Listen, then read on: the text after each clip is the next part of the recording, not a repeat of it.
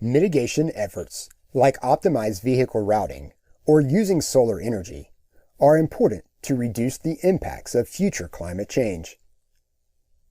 As we better understand the impacts of climate change, we can make adaptation plans. These plans are designed to help communities withstand and adapt to daily climate change in the short term, while also making the communities more resilient and forward-thinking and less vulnerable in the long term. GIS helps us model and predict what resilient communities might look like. Through spatial data analysis, visualization, and decision support, GIS can play a significant role in the creation of adaptation plans. Planners, scientists, and policymakers can use GIS as a tool in their work to create sustainable and equitable solutions for their communities. An effect of climate change, felt by many, is rising global temperatures. Municipalities not accustomed to extreme heat need to adapt to protect the safety and health of their communities and most vulnerable people. The city of Prague, in the Czech Republic, for example, used GIS to identify hotter than normal areas in the city. It then analyzed the effectiveness of different adaptation methods to cool these areas. One strategy that the city implemented was to create parks with trees that provide shade for pedestrians. The Port of Rotterdam is another example of GIS supporting adaptation plans.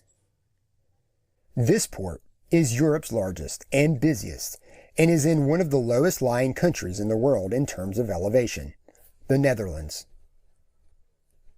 As sea levels have risen and storms intensified due to climate change, the Port of Rotterdam has recognized that it must adapt to protect both the community and the global economy. To this end, GIS was used to create a digital twin of the port. Sensors were installed to monitor data in real time. The ability to monitor real-time data has created operational efficiencies that help the port adapt to climate change and reach its sustainability goals. In addition to a digital twin, the port created port maps that contain more than 400 layers of spatial data and other information products and shared them with every group in the port.